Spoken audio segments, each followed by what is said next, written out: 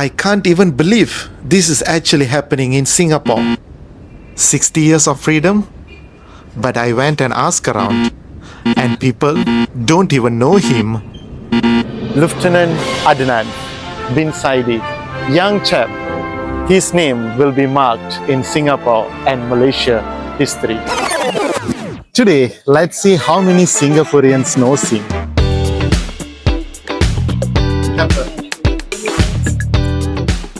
Where are you guys from? Indonesia. Oh, okay. Alright, okay, thank you.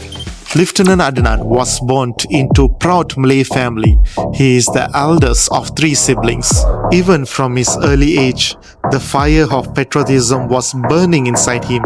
He dreamed of wearing soldier uniform, even though he came from a humble family. 1933, the British began to recruit Malay youths to form a new regiment. Among the very first to answer that call was Adnan, joining the inaugural Malay regiment. But why did he want to join British Army? Because he wanted to show that the locals also can serve the country. Year after year, his courage and discipline forged his path. He was selected to march at London alongside the colonial contingent at the coronation rite of King George VI.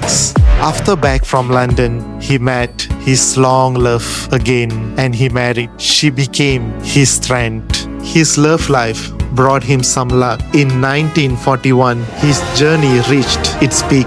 Adnan was commissioned as lieutenant. Who knows?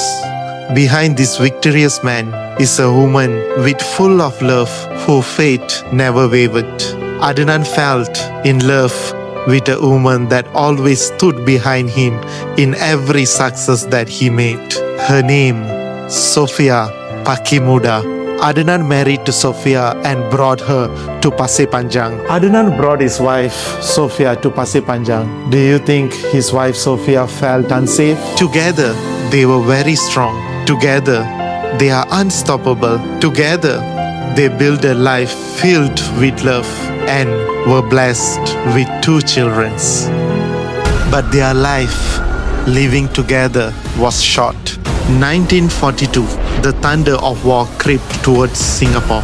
The Second World War had reached our doorstep. Adnan realized that this war will definitely affect his wife and children. He looked them in the eyes. Then he made a decision to send them back to village. Did Sofia really wanted to be separated with her husband? Of course not. She willing to sacrifice anything as long she can be with Adnan. During that time, Sofia was pregnant with 3rd child. But Adnan said that he doesn't want Sofia and their unborn baby to sacrifice in this war. He wanted their children to be safe with their mother. Sofia clung his uniform, her tears soaking the uniform fabric, her heart unwillingly to let go. Adnan knelt before his children, holding them closely, memorizing their faces. With a heavy heart, he gazed at his pregnant wife and their 2 young children, knowing this might be the last time he see them. At the train station, he turned one final time. No words were spoken, but in that silence, a promise was echoed. He would fight for them or die trying. Adnan back to work, and the slogan that he heard, Asia for Asians. Japanese force lead General Tomoyoki Yamashita advanced swiftly, crushing every resistance in their path. For Adnan, this is just not a battle for the country. It's for Sofia, for the children that he might never see again. As Japanese advanced toward Pasir Panjang, Lieutenant Adnan was ready. Lieutenant Adnan started everything in a smart way. Adnan ordered his troops to hold their fire until the enemy was close, turning the dense jungle into a trap. When Japanese soldier moved into range, the Malay regiment unleashed a fierce, concentrated barrage. Bullets and grenades tearing through the front line. The stunned Japanese troop halted, forced to retreat and regroup.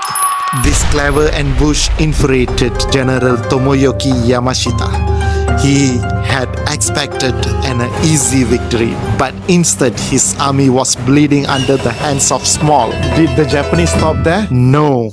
General Tomoyoki Yamashita was furious. He ordered the Air Force to create chaos and devastation at Bukit Chandu. But Adnan, ever sharp, held the line with unwavering defense. Then the general devised a new strategy. They captured some of soldiers from British army and disguised themselves as British troops to deceive Adnan. But smart Adnan noticed something unusual about the approaching troops. Their marching formation was 4 by 4, but the real British army always marched 3 by 3. For the third time, Adnan stood just 2 steps away from his enemies. He gave the order to fire on the disguised Japanese, but still, victory was not on their side.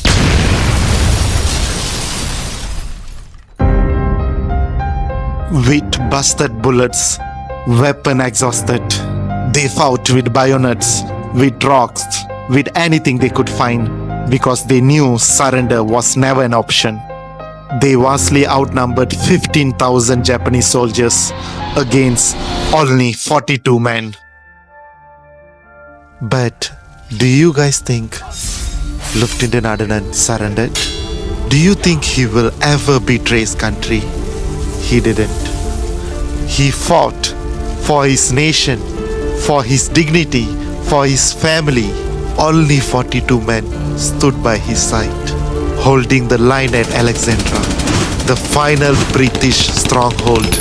Adnan fought with his bare hands. One by one, they fell. But then, silence. Bukit Chandu turned to dust. Adnan was wounded, bleeding, but still standing. The Japanese closed in.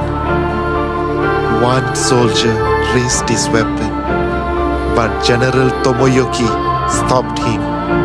He said, "Don't kill the soldier burning with rage. If there were 10 more like him, Japan will need 10 more divisions to win." But mercy never came. They tied Adnan upside down, stabbed him again and again, until nothing remained. His body was mutilated, left as a warning. And today, how many remember his name? Who gave his life for the peace of Singapore? Yes, Lieutenant Adnan. Who left his family for the sake of the land? Lieutenant Adnan. Who never surrendered? Who stood until the very end? Correct. Both generation knows, huh? I came here today to see him, to stand in the place where his legend still breathes. Reflections at Bukit Chandu. And in this quiet space, I got to know him even more. Not just as a soldier, but as a father, as a husband, a man who gave everything for a land that didn't yet have a name. And the best part of his journey, I got to place this painting exactly where it belongs. It has found its home.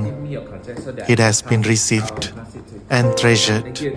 This National Day, let us not just celebrate 60 years of independence. Let also remember the sacrifices made long before that. To the living legend, Lieutenant Adnan, we remember you. We honor you. Happy 60th Independence Day, Singapore.